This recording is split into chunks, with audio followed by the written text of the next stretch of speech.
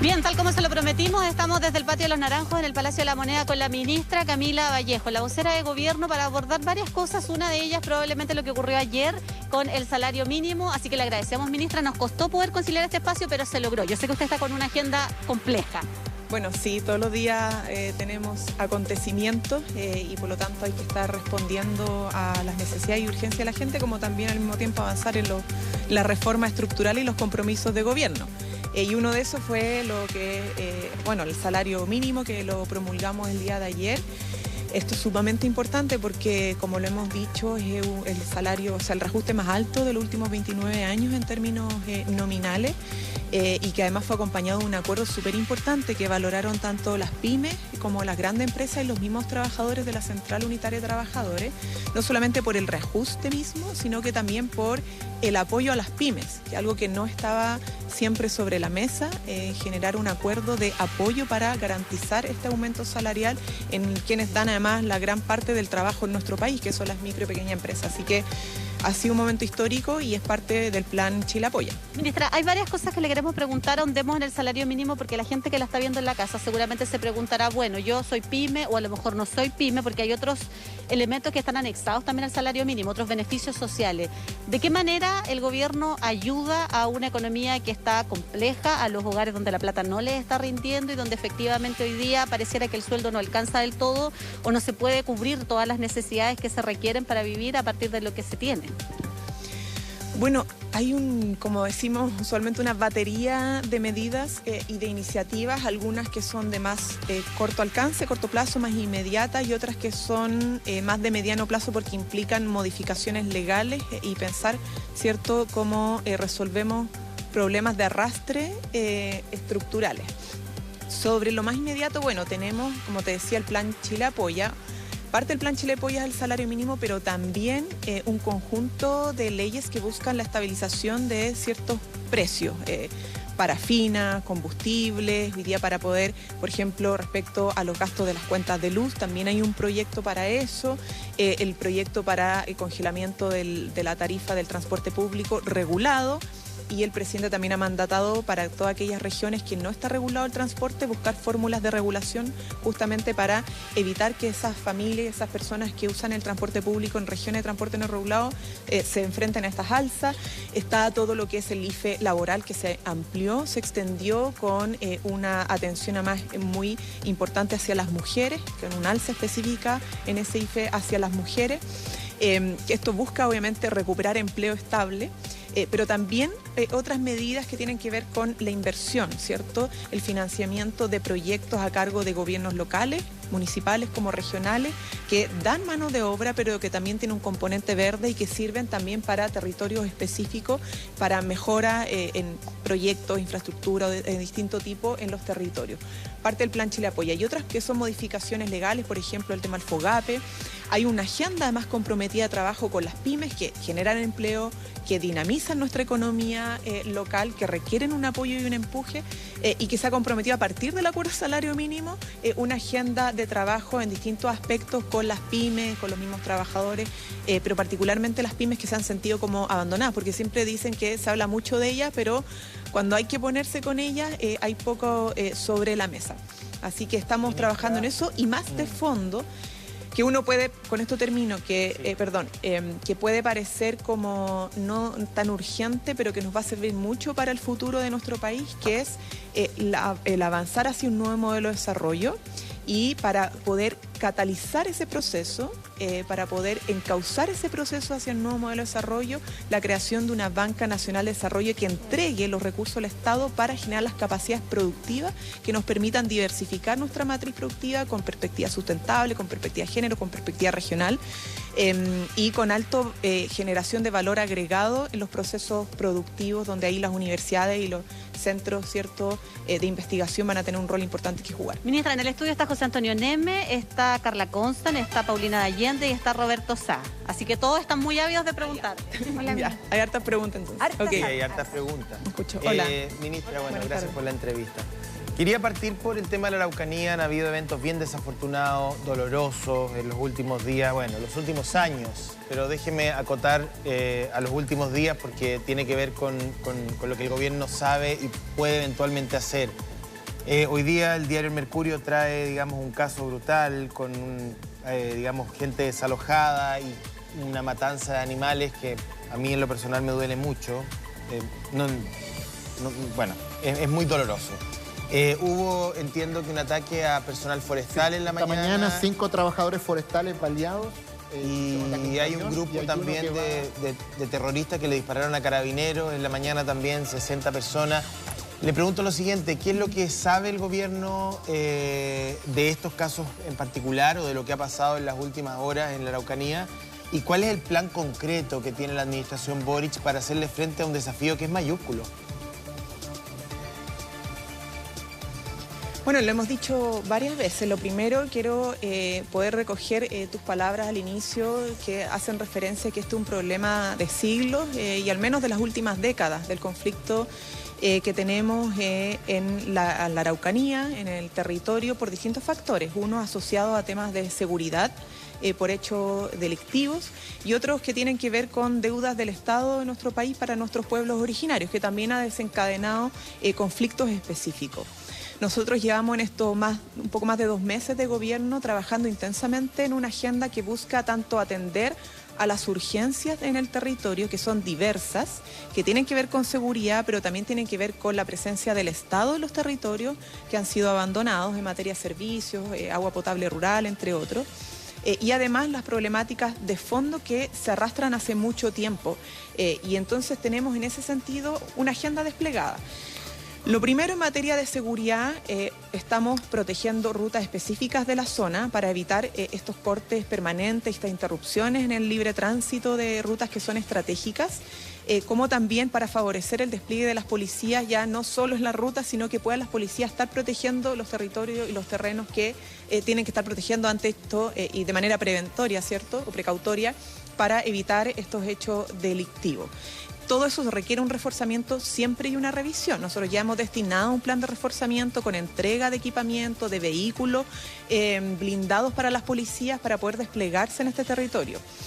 Y además, todo lo que tiene que ver con inteligencia y ahí la solicitud de un fiscal con trabajo preferente en la zona para poder perseguir las bandas, el crimen organizado y con esto obviamente empezar a desmantelar estas agrupaciones y estas coordinaciones que terminan en hechos que son muy lamentables. Gobierno, perdón, y esto, ministra, lo que mencionaron ustedes de estas 5 personas... Sí. Quería saber si el gobierno ¿Puedo sabe... terminar con...? Sí, cortito. Lo que pasa es que usted dice, bueno, para poder desarmar o desestructurar estos grupos, ¿ustedes saben quiénes son? Sí. ¿El gobierno tiene data cierta respecto de quiénes están detrás de todo esto o no? Mira, nosotros respecto al hecho ocurrido recientemente, que es totalmente condenable, el Ministerio del Interior está recabando los antecedentes como lo hacemos con cualquier otra situación. Esto pasó hace algunas horas, por lo tanto se está trabajando en recabar antecedentes, se tomarán las decisiones obviamente oportunas para poder perseguir estos hechos, ya sea mediante querella u otras acciones. Y en general todos estos procesos requieren investigaciones, que esté la Fiscalía, que pueda actuar, que pueda obviamente no solo identificar a quiénes son los responsables, sino que estén los hechos probatorios de las circunstancias donde se cometió el delito para poder establecer finalmente un juicio y condena, ¿ya? Y no haya queja después de que existe puerta giratoria. Pero no me puedo adelantar eso porque el Ministerio del Interior se va a referir, se están recabando los antecedentes en este momento. Pero para terminar, y no solo hablar sobre el eje de seguridad, que es una parte del trabajo, y quiero ser muy enfática en esto porque yo sé que es una parte muy preocupante porque están en juego vidas de personas, y en eso tengan la seguridad que estamos trabajando todos los días con Interior y con las policías, tanto investigaciones y carabineros, y la Fiscalía para abordar estos temas. Pero también tenemos otra parte que no podemos descuidar como país y como sociedad, que es las demandas que son y que no tienen necesariamente nada que ver con los hechos delictivos, que son históricas, por la restitución de tierra, el diálogo necesario en el territorio, la presencia y llegada de servicios, y por eso el plan Buen Vivir, que hemos estado trabajando y desarrollando para poder llegar, insisto, con vivienda, con camino, con agua potable rural, con escuela, con salud, a esos territorios que han estado abandonados, y por otro lado el inicio del diálogo que es más de fondo con nuestros pueblos originarios, acompañado, como lo hemos solicitado de las Naciones Unidas, de la ONU. Eso es una parte súper importante porque al final, si todo se centra exclusivamente en los temas de seguridad y no vemos la otra parte, entonces tampoco contribuimos a avanzar en lo que tiene que ver con demandas que son históricas y que son necesidades urgentes, no solamente del pueblo mapuche, sino que también de los chilenos y chilenas que habitan en el territorio. Yo estoy completamente de acuerdo con usted. Yo creo que el tema es multidimensional, es superior y anterior a este gobierno de cualquier otro gobierno. Exactamente. Ahora, que se hizo poco en los gobiernos anteriores porque desde Ralco para adelante la cosa se puso fea. Pero en ese mismo tema, a mí me gustaría preguntarle directamente, y ya como última pregunta al menos de mi parte, mis compañeros tienen otras dudas.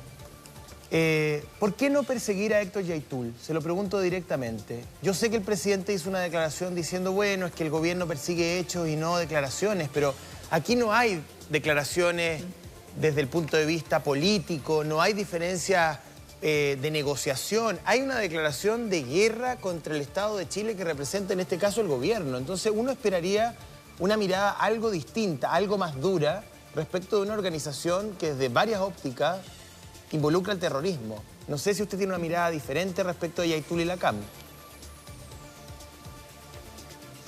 No, es totalmente condenable y repudiable sus dichos, pero como lo dijo el presidente y nosotros ya fijamos posición y una línea de trabajo y una definición política en torno a esto. Nosotros perseguimos hechos que constituyen delitos en concreto y por eso estamos trabajando la persecución de las armas, del crimen organizado y todo lo que implique uso de armas de fuego en general, no solamente contra personas, sino que el uso y el porte de armas de fuego que son ilegales tienen sanción y constituyen delito, y eso los vamos a perseguir. Y no simplemente las declaraciones, por más graves que nos parezcan en términos políticos. Nosotros además hemos dicho siempre, aquí quien se quiera sentar al diálogo, a conversar, bienvenido, bienvenida, porque este gobierno desde un inicio ha estado disponible para eso. Aquellos que quieran ir por el camino de la comisión de delito, teniendo como consecuencia daño grave a las personas, incluso la muerte de las personas, van a ser perseguidos con todo el rigor de la ley. Ministra, ¿cómo está usted? Paulina de Allende Salazar por acá. Bienvenida, primera vez que está en un matinal, así que le damos la bienvenida. Hola, con los brazos abiertos. No se vaya a arrepentir después de volver, eso. ¿Ah, sí? No. Sí, pues. De que es ministra, pues, ¿no? ¿De que soy ministra? Claro. Sí, pues. Así es. Parece. Así es. Bien. Oiga, vamos con la delincuencia que nos tiene... Bueno, me aleguen los otros canales. Vamos con la delincuencia que nos tiene preocupados, ministra. Hablábamos recién de mujeres que en las noches y hombres también, que en las noches nos da miedo andar solo, el narcotráfico avanzando por el sur, por el norte y por el centro de nuestro país.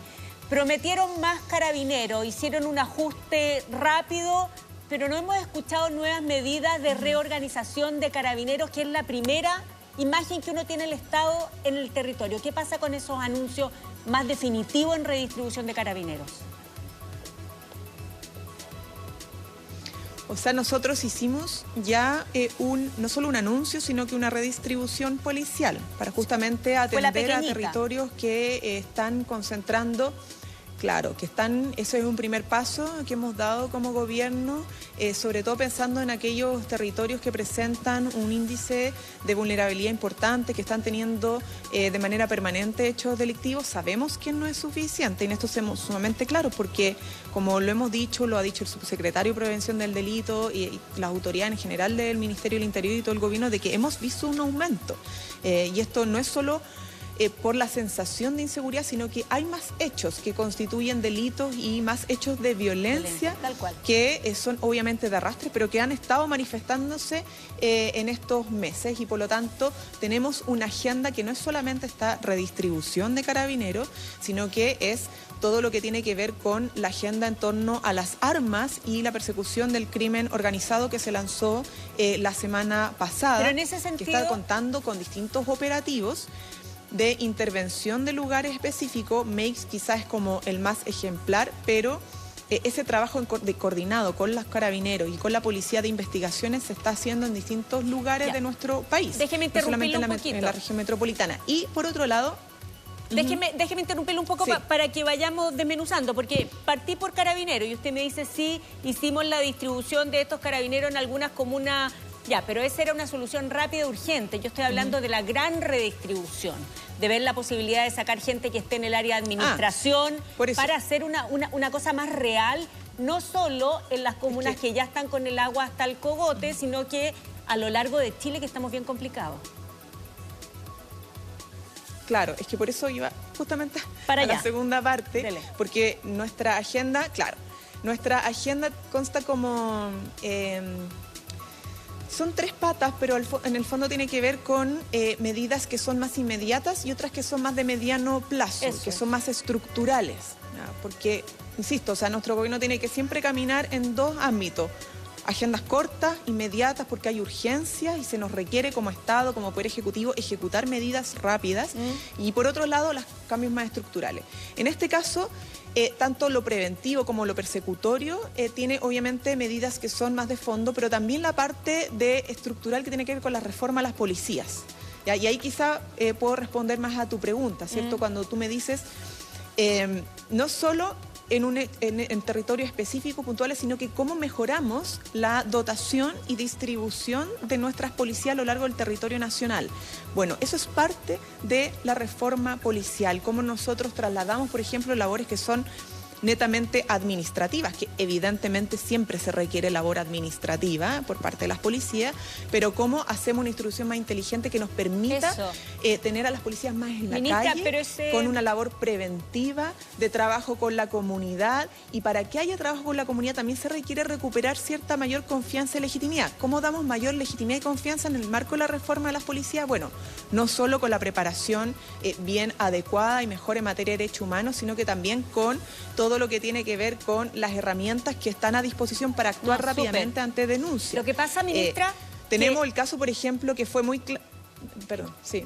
Perdone que la interrumpa, ministra. Lo que pasa es que ese diagnóstico que usted da, yo creo que lo compartimos todos. Si el tiempo, lo que yo estoy tratando de entender es cuándo, o si hay un schedule, un calendario para decir, ok, consideramos que en los próximos 6 meses vamos a hacer un cambio en la administración, o ustedes pueden cobrarnos que en 8 meses va a pasar esto, porque el diagnóstico lo tenemos claro, necesitamos más carabineros en la calle y mejor preparados.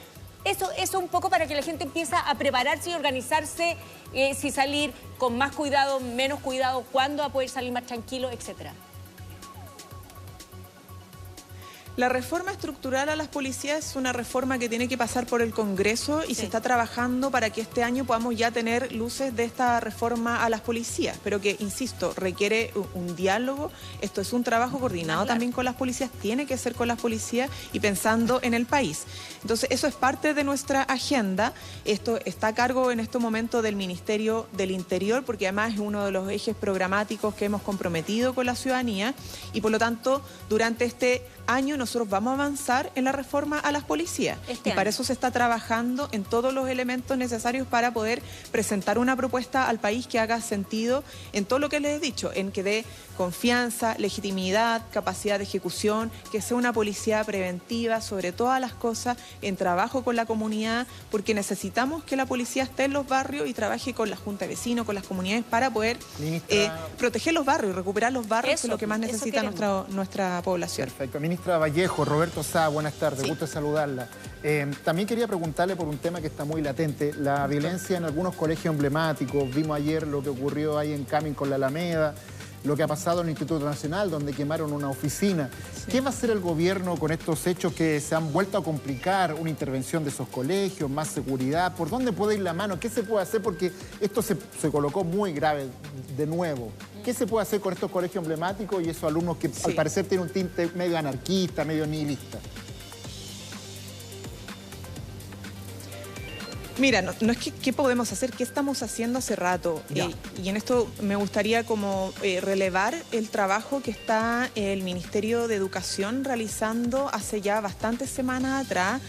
La mayoría de los colegios que se han movilizado están hoy día en mesas de diálogo con el Ministerio de Educación, y no solo porque nosotros venimos a tomar nota de las demandas, sino porque compartimos de hace años las demandas que ellos están planteando y es parte de nuestro programa de gobierno. Hablo, por ejemplo, de infraestructura, tenemos una deuda de arrastre tremenda, gravísima en los colegios. Estamos trabajando eso, estamos trabajando las demandas sobre educación no sexista, también educación afectiva, que están demandando muchísimo a propósito de los temas de salud mental. ¿Sería por eso entonces, los estudiantes y la comunidad... No, pero para diferenciar, que me gustaría relevar eso porque me preguntan qué va a hacer el gobierno. Y la mayoría de los estudiantes y las comunidades están dialogando con el gobierno. Nosotros estamos dialogando con ellos y trabajando en pos de solución en torno a infraestructura, educación afectiva, educación no sexista, dotación de profesores, porque tenemos una merma ahí, entre otras materias. Eso lo está trabajando el Ministerio de Educación, también el Ministerio de la Mujer, y hay apoyo desde Hacienda para destinar recursos que anunciamos para infraestructura. Lo que queda, obviamente, son hechos los que veroles son blancos me parece que no están en esta conversación, ¿no? Y que hemos estado muy graves. Obviamente no están porque no hemos visto ningún ánimo nunca por parte de los veroles blancos a sentarse a una mesa de diálogo, a pesar que este es un gobierno que ha estado de puertas abiertas a conversar sobre los problemas y darle solución.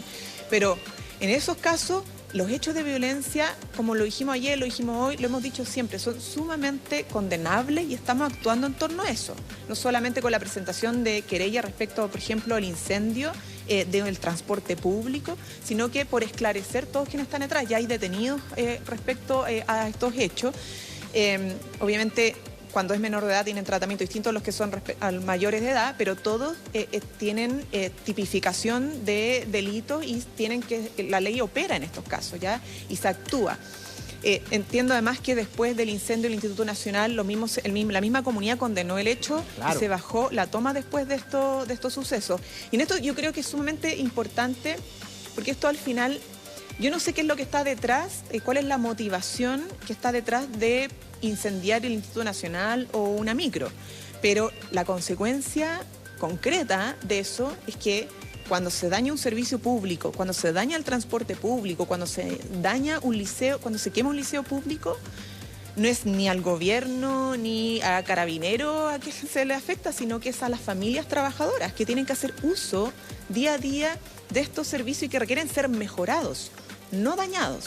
Y al menos por nuestra parte, como gobierno, estamos todos los días y todo el tiempo no solamente disponibles, sino que trabajando por mejorar nuestros servicios públicos con los recursos con los que cuenta el Estado e incluso preparando una reforma tributaria para poder como Estado contar con más recursos para llegar de mejor manera y más eficiente a la población con la presencia del Estado en salud, en pensiones, en educación, en transporte, en vialidad, etcétera, etcétera. Entonces, la verdad es que aquí deberíamos poder trabajar todos y todos en proteger a la población, a las familias trabajadoras y no dañarlas. Entonces, a mí me parece que la consecuencia más grave de esto no es solo, insisto, el delito en sí mismo que se comete, sino que el daño que produce a las familias trabajadoras que tenemos que apoyar y acompañar como gobierno y como país.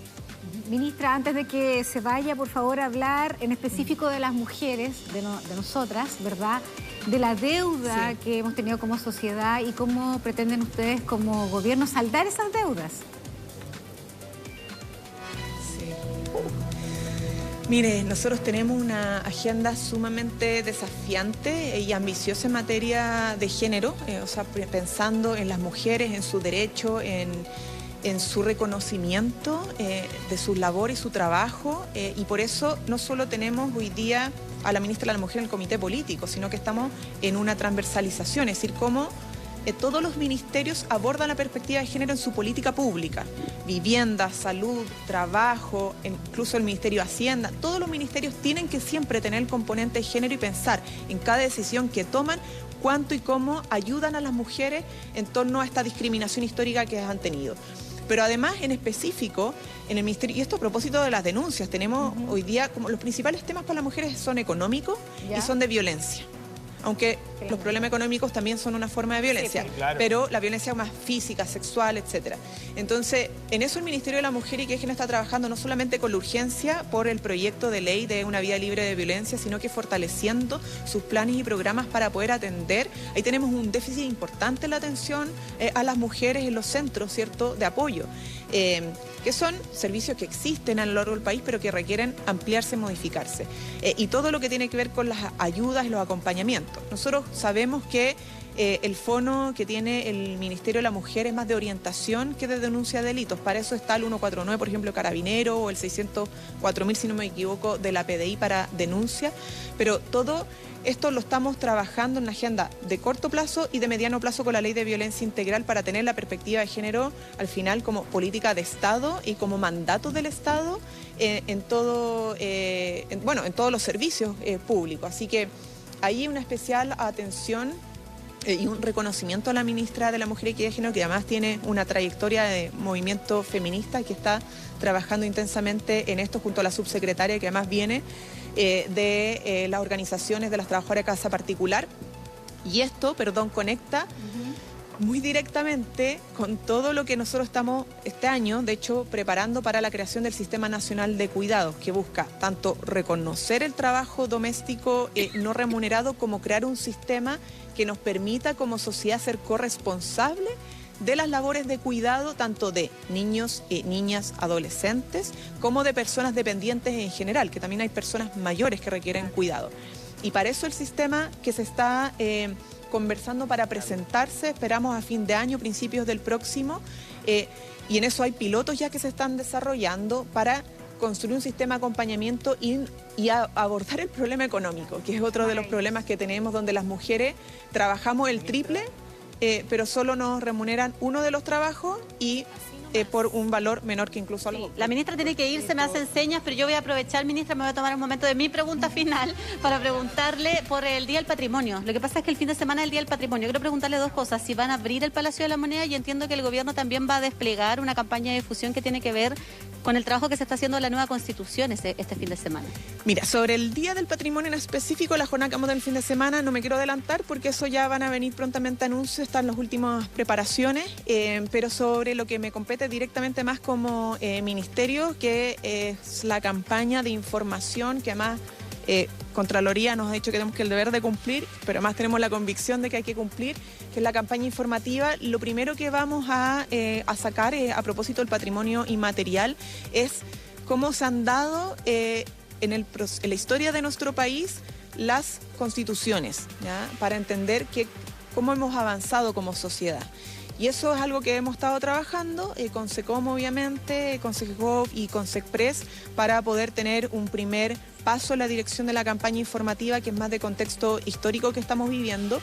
Y luego, mucho más en los contenidos. Nosotros estamos esperando que obviamente la convención termine del proceso de armonización y de transitorios, para poder luego informar ya con todo el texto final, no solamente de normas, sobre derecho, etcétera, sistema político, sino que también sobre gradualidades, informar a la población para que pueda concurrir con plena conciencia, ¿cierto?, de todo lo que está en la propuesta y tomar la decisión final si aprueba o rechaza en el plebiscito del 4 de septiembre de salida. Así que estamos preparando todo eso, vamos a irles informando también a su debido tiempo, pero partimos en el Día de los Patrimonios.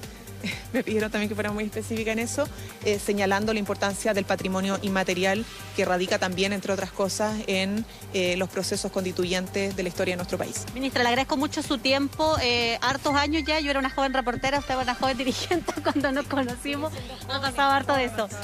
Le quiero agradecer mucho por su tiempo, por darse el espacio para hablar con él, mucho gusto, para poder ahondar estos temas, y bueno, nos faltará otra oportunidad seguramente para que podamos volver a conversar, así que muchas gracias. Muchas gracias, es un placer, que estén muy bien, saludos a quienes están en el canal. Muchas gracias. Y a todos los que nos escuchan y nos están viendo. Eso, volvemos.